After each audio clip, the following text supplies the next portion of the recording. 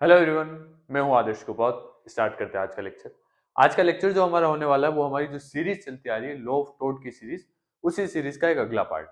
अब आज जो हम पढ़ने वाले हैं, दो महत्वपूर्ण टॉपिक को हम पढ़ने वाले हैं। आपके एग्जाम चल रहे हैं, आप लोगों का बहुत ज्यादा कमेंट भी आ रहा था इस टॉपिक के ऊपर, इसलिए मैं आज इसके लिए आपको स्पेशल वीडियो लेकर के आया हूँ। बीएनएस की सीरीज चल रही थी लेकिन उसको एक बार रोक करके इस टॉपिक को मैं लेकर के आया हूँ, क्योंकि एक बहुत महत्वपूर्ण टॉपिक भी है। मुझसे पता नहीं कैसे छूट गया था, लेकिन आप लोगों ने याद दिला दिया तो मैं इसके ऊपर वीडियो लेकर के आया हूँ। अब क्या पढ़ने वाले हैं आज हम पढ़ने वाले दो महत्वपूर्ण टॉपिक के बारे में। कौन कौन से दो महत्वपूर्ण टॉपिक है? पहला तो टॉपिक है इंजुरिया साइन डेमनिम। दूसरा टॉपिक क्या है? दूसरा इसी से रिलेटेड दूसरा सिद्धांत क्या है? डेमनिम साइन इंजुरिया। इस चीज को हम पढ़ने वाले हैं। अब ये दोनों जो चीजें हैं, इंजुरिया साइन डेमनिम, डेमनिम साइन इंजुरिया, बिना हानि की क्षति और बिना क्षति की हानि, इन दोनों चीजों को आज हम देखने वाले हैं। अब एग्जाम की दृष्टि से ये एक बहुत महत्वपूर्ण प्रश्न हो जाता है, इसीलिए इसको अच्छे से याद करना जरूरी है। अब सबसे ज्यादा इसमें दो चीजें होती है। एक तो ये कि इसमें कंफ्यूजन बहुत ज्यादा होता है, किसका रिलेटेड, इस सूत्र में क्या था और इस सूत्र में क्या था। दूसरा, इससे एक बहुत इंपॉर्टेंट केस लो आता है। कौन सा? एसबी बनाम व्हाइट वाला। वो भी मैं आज इस वीडियो में आपको बताने वाला हूँ। इन दोनों टॉपिक को मैं पहले आपको अच्छे से समझाऊंगा। पहले तो हम इनके बीच में होने वाला कंफ्यूजन क्लियर करेंगे, फिर इन दोनों टॉपिक को अच्छे से पढ़ेंगे, केस लो को पढ़ेंगे, एग्जाम्पल को पढ़ेंगे। पूरा पढ़ने के बाद लास्ट में मैं इन दोनों को कैसे याद रखना है, इन दोनों के बीच में कंफ्यूजन कैसे होता है और कंफ्यूजन को कैसे दूर करना है, वो भी मैं आपको बताऊंगा। तो वीडियो लास्ट तक देख लेना।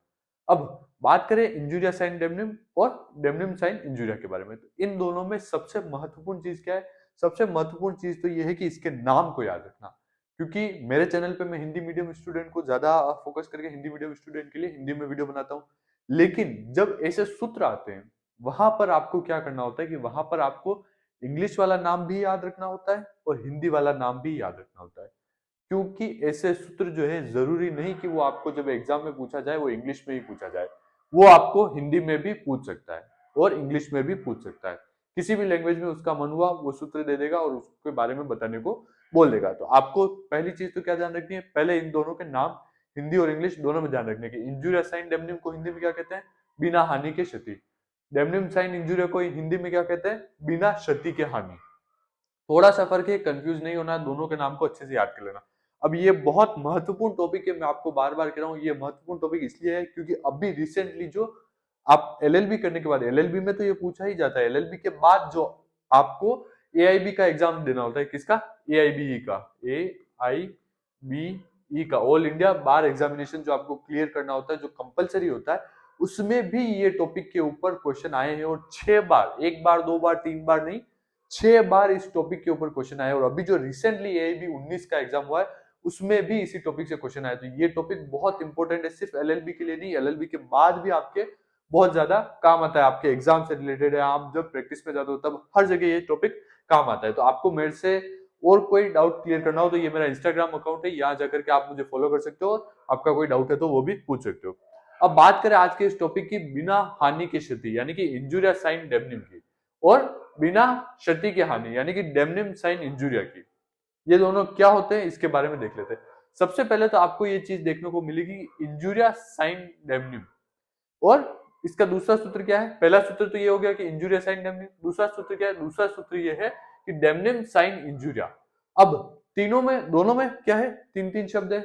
और ध्यान ये देना है कि इसमें है इंजुरिया साइन डेमनिम और इसमें इसका जस्ट उल्टा, डेमनिम साइन इंजुरिया। अब आपको सबसे पहला काम क्या करना है? पहला काम ये करना है कि पहला इसके ये दोनों चीजें याद करनी की। इंजुरिया साइन डेमनिम को हिंदी में बिना हानि के क्षति कहते हैं, और डेमनिम साइन इंजुरिया को हिंदी में बिना क्षति के हानि कहते हैं। मैं आपको बार बार इसीलिए जोर दे रहा हूं क्योंकि यहाँ पर ही सबसे ज्यादा गड़बड़ होती है।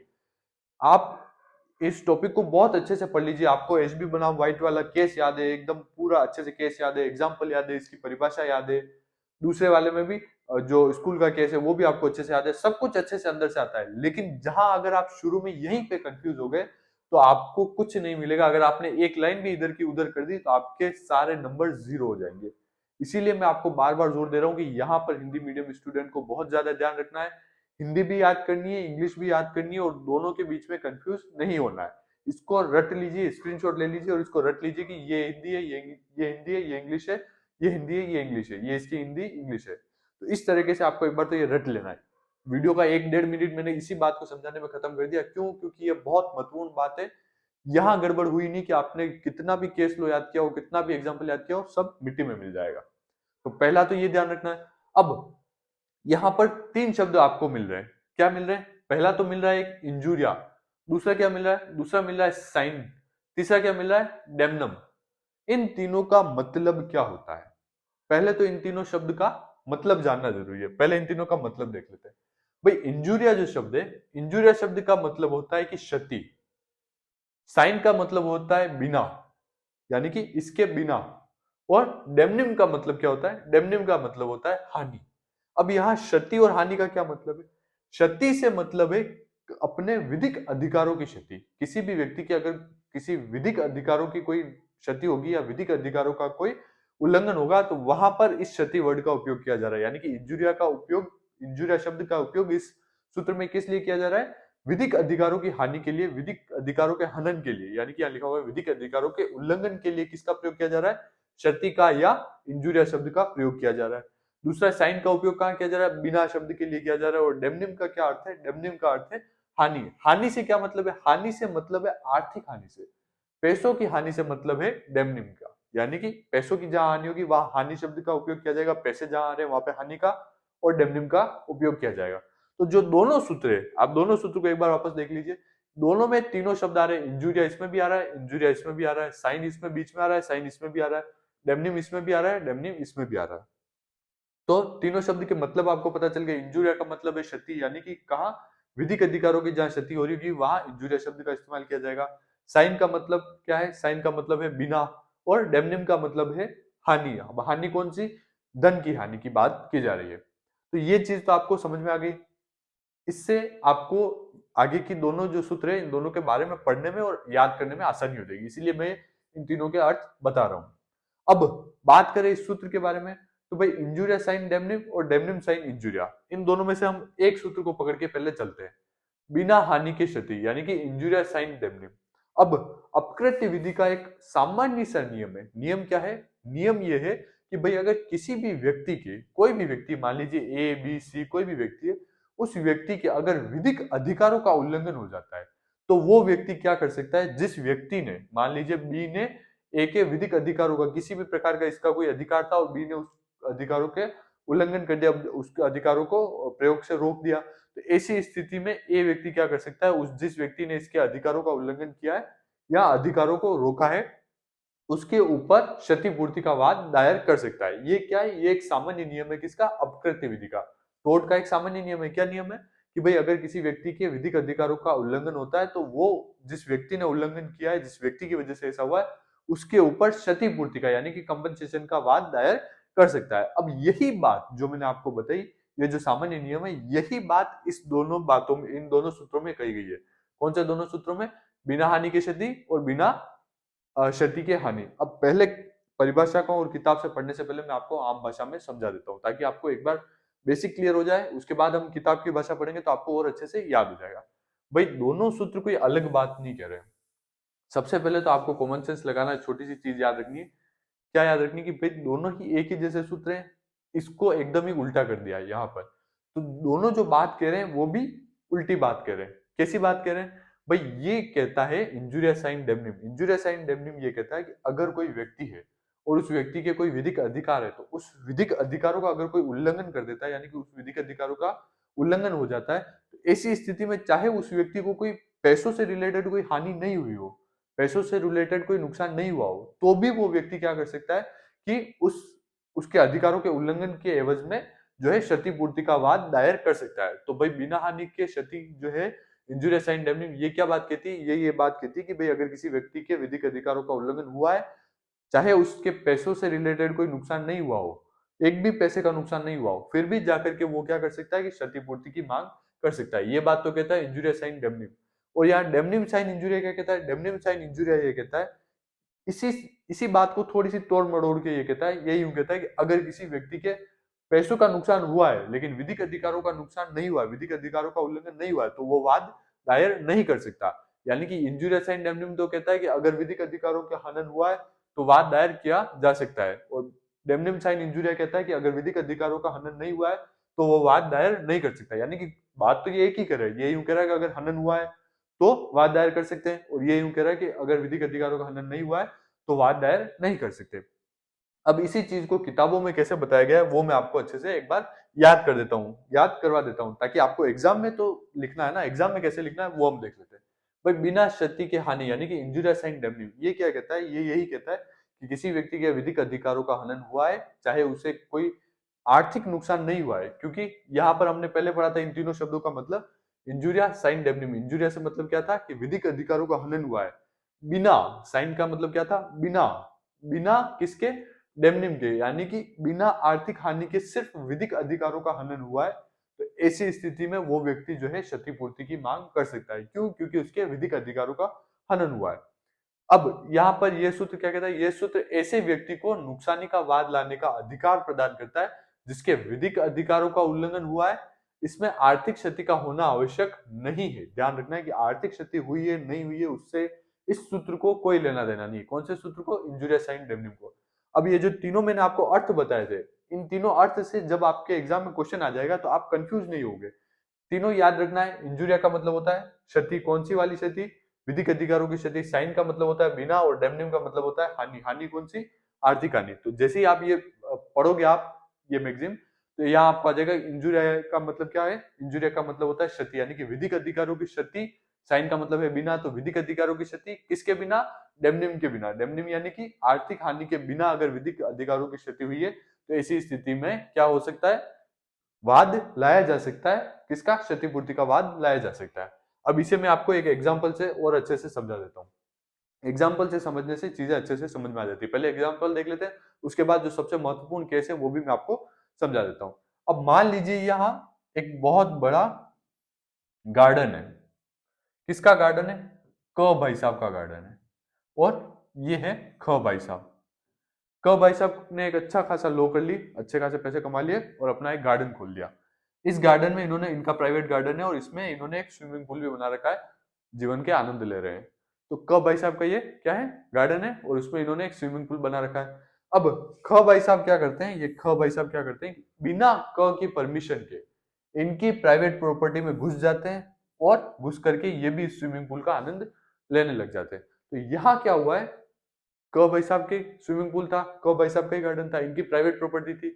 ख ने बिना क की परमिशन के क्या किया, इसके अंदर घुस गए और अपने स्विमिंग पूल में नहाने लगे। तो इससे क्या चीज हुई? इससे क को कोई नुकसान हुआ क्या? कोई पैसों का नुकसान हुआ क्या? अगर कोई आदमी आकर के इसमें नहा लिया तो कोई पैसों का नुकसान नहीं हुआ। लेकिन कौन सा नुकसान हुआ? यहाँ पे इनके विधिक अधिकारों का नुकसान हुआ। भाई ये इनकी प्राइवेट प्रॉपर्टी थी, इस पर इनका अकेले का अधिकार था, किसी अन्य का कोई पब्लिक प्रॉपर्टी नहीं है कि यहाँ कोई भी आ जाए। तो इनके विधिक अधिकारों का क्या हुआ? उल्लंघन हुआ है। इनकी प्राइवेट प्रॉपर्टी थी, इनकी परमिशन के बिना कोई अंदर नहीं आ सकता, लेकिन ख व्यक्ति क्या किया, इनकी बिना परमिशन के अंदर आ गया। तो यहाँ इनकी विधिक अधिकारों का हनन हुआ है। कोई भी नुकसान नहीं हुआ, कोई पैसों का नुकसान नहीं हुआ, नहा के चला गया तो कोई पैसों का नुकसान नहीं हुआ। लेकिन ऐसी स्थिति में भी क जो है वो क्या कर सकता है, इस ख के ऊपर क्षतिपूर्ति का यानी कि कंपनसेशन का वाद दायर कर सकता है। क्यों कर सकता है? किसके अंदर कर सकता है?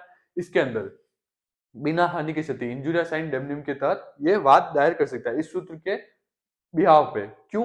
क्योंकि ये सूत्र भी क्या कहता है कि अगर किसी के विधिक अधिकारों का उल्लंघन हुआ है तो वो क्षतिपूर्ति की मांग कर सकता है, चाहे आर्थिक नुकसान हुआ हो या नहीं हुआ हो। तो ये बात आपको इस एग्जांपल से समझ में आ गई होगी। अब मैं आपको एक इंपॉर्टेंट केस के बारे में बता देता हूँ। ये बहुत महत्वपूर्ण केस है, हर बार एग्जाम में पूछा भी जाता है। एचबी बनाम वाइट का केस। एचबी बनाम वाइट का केस, अब ये क्या केस है पहले मैं आपको इसको भी अच्छे से समझा देता हूँ। ये जो एचबी भाई साहब है, ये जो एचबी भाई साहब है, ये क्या है, ये अपने क्षेत्र के एक मतदाता है, यानी कि इनके पास वोटिंग का अधिकार है। और ये जो व्हाइट भाई साहब है, ये व्हाइट भाई साहब क्या है, ये चुनाव अधिकारी है। एचबी भाई साहब क्या है, एक आम नागरिक है जिनके पास वोट देने का अधिकार है। और व्हाइट भाई साहब जो है ये चुनाव अधिकारी है। अब एचबी भाई साहब क्या करते हैं कि अपने क्षेत्र में चुनाव हो रहे थे। अब चुनाव में अपना योगदान देने के लिए, अपना मत देने के लिए ये वोटिंग के लिए जाते हैं। जब ये वोटिंग के लिए जाते हैं तो ये व्हाइट भाई साहब जो है चुनाव अधिकारी, ये इनको किसी कारण से क्या कर लेते हैं, रोक लेते हैं और इनको वोट देने से रोक दिया जाता है। अब मान लीजिए एसबी भाई साहब अपने क्षेत्र में चुनाव हो रहे हैं, ए और दो दो व्यक्ति खड़े हुए चुनाव में, ये दोनों चुनाव लड़ रहे हैं। एचबी भाई साहब क्या कर रहे थे, ए व्यक्ति को वोट देने के लिए जा रहे थे। और जो व्हाइट भाई साहब थे जो चुनाव अधिकारी थे, किसी कारण की वजह से एचबी को वोट देने से रोक देते हैं और उससे वोट देने से वंचित कर देते हैं। तो ऐसी स्थिति में क्या होता है, इनका क्या था, इनका विधिक अधिकार था वोट देना। वोट देना क्या है, किसी भी व्यक्ति का विधिक अधिकार है। तो ऐसी स्थिति में व्हाइट ने क्या किया, व्हाइट ने एचबी के विधिक अधिकारों का हनन किया, विधिक अधिकारों का उल्लंघन किया, इसे वोट देने से रोक लिया। तो एचबी ने क्या किया, एचबी किसको, ए को वोट देने जा रहा था, ठीक है, ये चीज ध्यान रखनी है, एचबी ए को वोट देने जा रहा था। तो एचबी ने क्या किया, इसको एक बार तो रोक लिया, फिर एचबी ने कोर्ट में वाद दायर किया कि भाई मेरे विधिक अधिकारों का हनन हुआ है, मैं जो है चुनाव में ए को वोट देने जा रहा था और इस व्हाइट ने मुझे वोट नहीं देने दिया, मेरे अधिकारों का उल्लंघन किया है।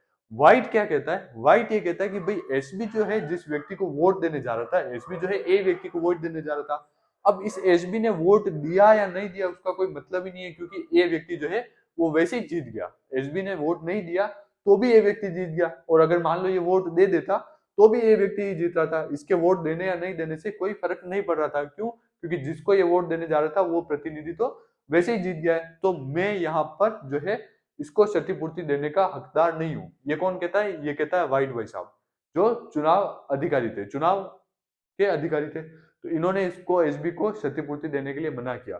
तब वहां न्यायालय ने क्या निर्णय दिया, न्यायालय ने यह निर्णय दिया जो कि सबसे महत्वपूर्ण निर्णय, और उसी निर्णय से ये इंजुरियस एंड इंडेमनिटी वाली जो है मैक्सिम एक तरह से आती है।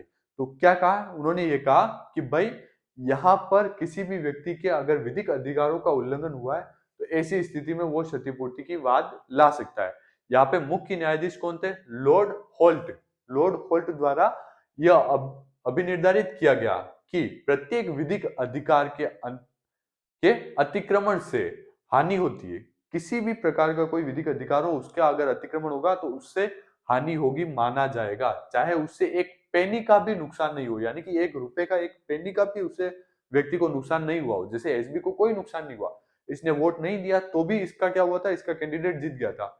वहां पर अगर उस व्यक्ति ने स्विमिंग पूल में नहा लिया तो भी को कोई नुकसान नहीं हुआ था। लेकिन यहाँ पर क्या माना जाएगा कि अगर किसी के विधिक अधिकारों का अतिक्रमण हुआ है तो उसे हानि माना जाएगा, चाहे उसे एक पेनी का भी नुकसान नहीं हुआ हो। हानि केवल धन की नहीं होती, बल्कि किसी व्यक्ति के विधिक अधिकारों में व्यवधान उत्पन्न होना स्वयं में एक प्रकार की हानि है।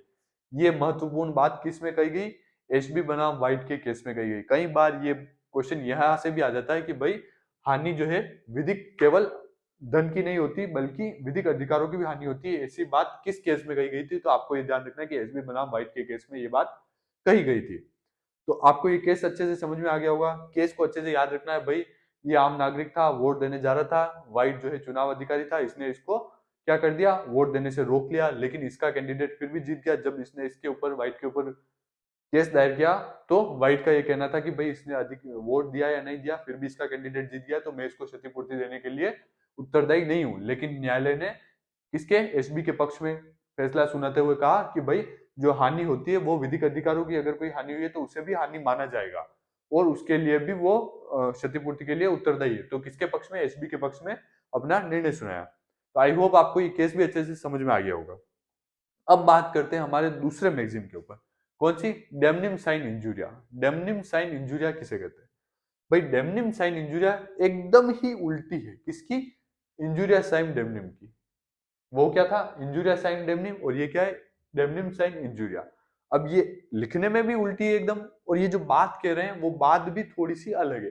बात क्या है भाई, जो इंजुरिया साइन डेमनिम था वो ये कहता था, इंजुरिया साइन डेमनिम जो अभी हमने पढ़ा वो क्या कहता था, वो ये कहता था कि अगर किसी व्यक्ति के विधिक अधिकारों का नुकसान हुआ है तो वो क्षतिपूर्ति के लिए वाद दायर कर सकता है, चाहे उसके आर्थिक नुकसान हुआ हो या नहीं हुआ हो।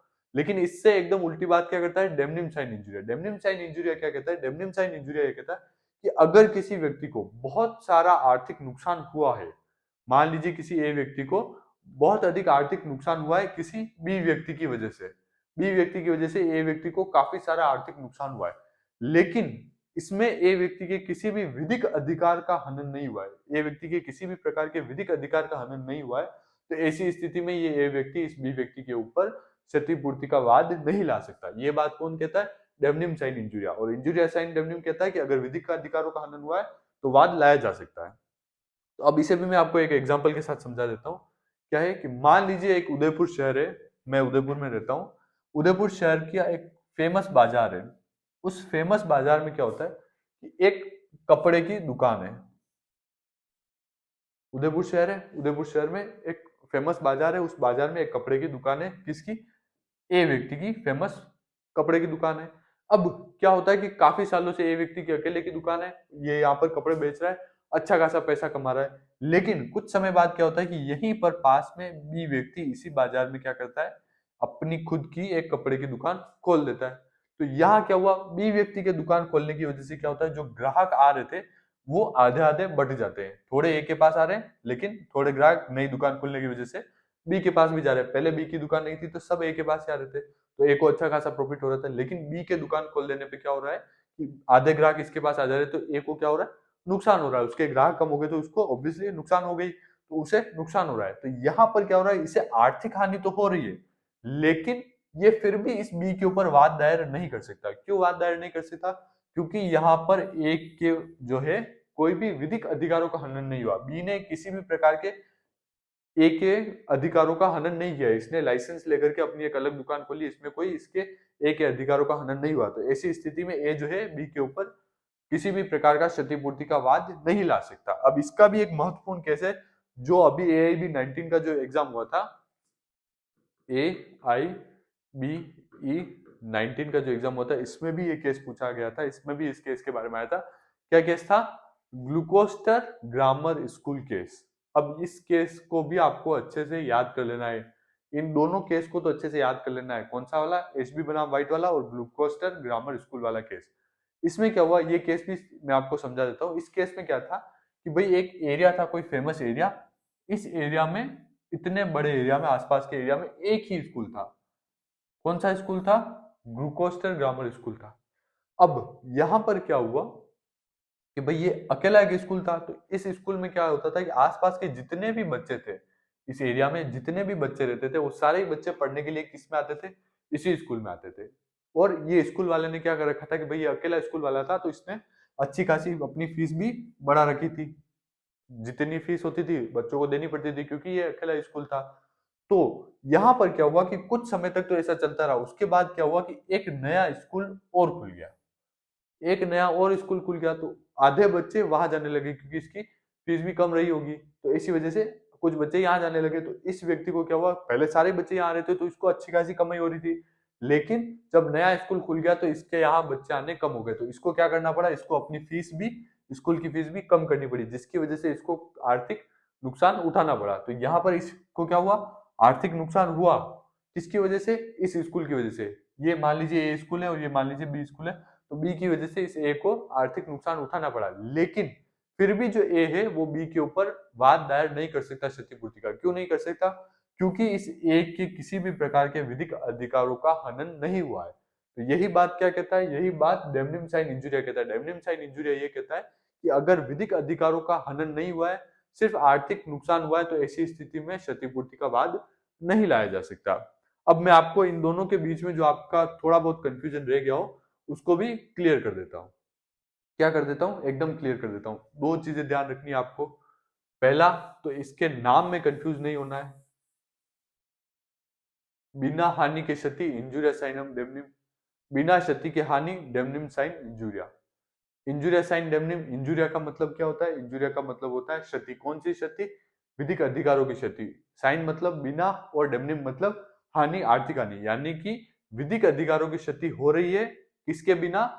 आर्थिक हानि के बिना अगर विधिक अधिकारों की क्षति हो रही, तो ऐसी स्थिति में ये क्या कहता है इंजुरिया साइनम डेमनिम, कि अगर विधिक अधिकारों की हानि हो रही है तो वहां पर वाद लाया जा सकता है। पहली बात तो ये कि यहाँ पर वाद लाया जा सकता है। डेमनिम साइन इंजुरिया कहता है कि अगर विधिक अधिकारों की हानि नहीं हो रही है और सिर्फ आर्थिक हानि हो रही है, विधिक अधिकारों की बिल्कुल हानि नहीं हो रही, तो वहां पर क्षतिपूर्ति का वाद नहीं लाया जा सकता। तो इसमें क्षतिपूर्ति का वाद लाया जा सकता है कब?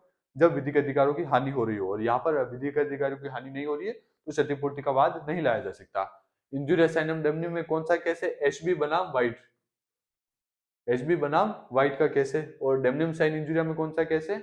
ग्लूकोस्टर ग्रामर स्कूल वाला केस है। तो ये दोनों चीजें आपको याद रखनी है। पहला, तो इनके नाम को याद रखना है, कौन से में वाद लाया जा सकता है, कौन से में वाद नहीं लाया जा सकता। वाद कब लाया जा सकता है? जब विधिक अधिकारों का नुकसान हो रहा हो, विधिक अधिकारों की हानि हो रही है, तो ही वाद लाया जा सकता है, बाकी वाद नहीं लाया जा सकता। और केस का नाम ध्यान रखना है कि एचबी बनाम व्हाइट इंजुरिया साइन डेमनिम में है, और ग्लूकोस्टर ग्रामर स्कूल वाला जो केस है वो डेमनिम साइन इंजुरिया में। आई होप आपको ये टॉपिक समझ में आ गया होगा। इस पे मैंने इतना जोर इसीलिए दिया, काफी शुरू की 1-1.5 मिनट तो मैंने सिर्फ इसके नाम पे दिया, क्योंकि यहाँ पर ही सबसे ज्यादा कंफ्यूजन बनता है। जैसे ही यहाँ कंफ्यूज हुआ कोई स्टूडेंट, इस चीज में कंफ्यूज हुआ, उसने इसके सारे ही केस, पूरा केस अच्छे से याद कर लिया, एग्जाम्पल अच्छे से याद कर लिया, लेकिन वो इसका सब कुछ मैटर इसमें लिख के आ गया, तो उसके नंबर एकदम ही 0 हो जाएंगे। तो इसीलिए आपको टाइम इसमें देना है। एक छोटा सा चार्ट बना लो, स्क्रीनशॉट ले लो, भले मैं इसके नोट्स दे दूंगा आपको, जो भी हो, कुल मिलाकर के आपको ये इधर की चीज उधर लिख के नहीं आनी, आपको कंफ्यूज नहीं होना है। आई होप ये टॉपिक आपको अच्छे से समझ में आ गया होगा। नेक्स्ट किस टॉपिक पे आप अपनी वीडियो चाहते हैं वो भी मुझे कमेंट करके बताएं। Thank you so much.